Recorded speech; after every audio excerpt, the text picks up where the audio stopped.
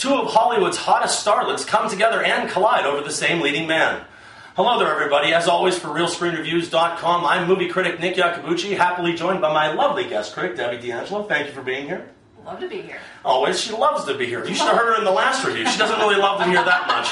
I love to be here, just not with you. I kind of come with the show. I don't know what she wants from me. Anyway, Something Borrowed is the next movie review, and that movie opened on Friday, May 6, 2011, and it stars Ginnifer Goodwin, not Jennifer Goodwin, Kate Hudson, and John Krasinski. This film comes to us from director Luke Greenfield, the director of The Girl Next Door, The Animal, and some other movies, I don't know. And at this point, we'll turn it over to our guest critic to tell us about Something Borrowed. Well, Something Borrowed is a romantic comedy where Ginnifer, not Jennifer, Goodwin and Kate Hudson played BFFs. I mean, they go way back to like kindergarten.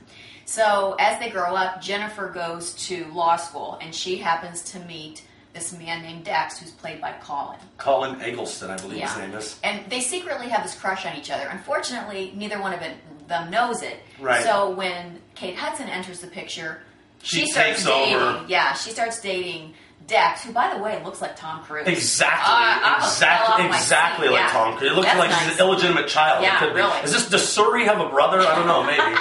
So they start dating, they fall in love, now they're engaged, and the movie revolves around the wedding and the feelings that are rekindled between Dex and Colin, Ginnifer Goodwin's. I can't remember her character. Rachel, yeah. Rachel. Now, I usually try and guess whether or not you like the movie or whether you not like the movie, with the exception of the last review where she just blurted out that she hated Water for Elephants. But I'm going to say that you did not like this movie. I am going to say I like this movie with reservations. Okay, and I know what some of them are. I'll tell you right off the bat, I have some...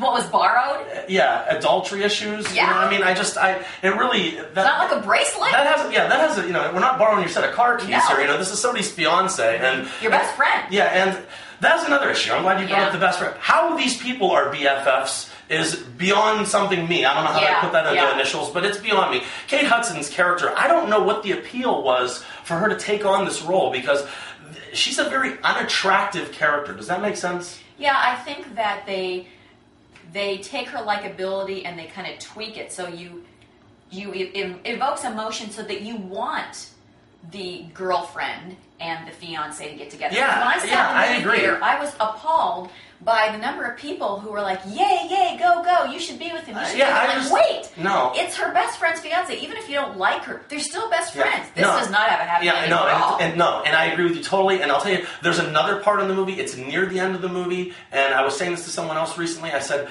she actually bites the bullet, and she's gonna tell him exactly how she feels, and she goes and she confronts him, and he says no. And it's like, it was just to make the movie 15 minutes longer, just to make the movie 20 minutes longer, and it was, I had so many problems with this film. It really could have been something special, and like you said, I really think it took like a very bad circumstance and tried to glorify it. It had a lot of funny parts, though. I mean, people in the movie theater were laughing. Yeah, and there were good performances, and I loved Ethan, the character of Ethan. Is that John Krasinski? Yes. John Krasinski from The Office. Now, I love him, and he plays the same character that he plays on The Office. I wish he would actually try and do something different, but he was one of the only strong points, I thought, of the film. Now, I love Ginnifer Goodwin. I think she's so ridiculously likable, but this movie just isn't ridiculously likable. It isn't even kind of likable. Yeah, but you know what? For all that Kate Hudson was unlikable, Ginnifer Goodwin, she was like such a good two shoes. It was like she was a doormat, so you want to just like light a fire beneath her too.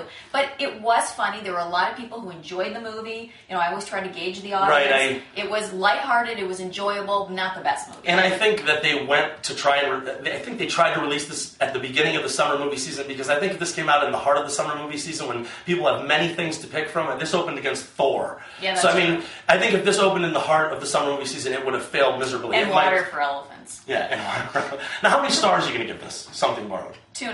2.5 stars. I'm going to say that I like it even a little less than that, and I'm going to say that I'm going to give it 2 stars out of 4. It was just so disappointing, and there were so many things. It seemed like there were so many more things wrong with it than there were right with it.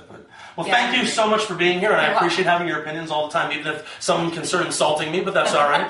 But she'll be back shortly to review Bridesmaids, right? Yeah, can't wait. Okay, and remember, people, we're not always right, but only when it comes to the movies. And thank you for your attention.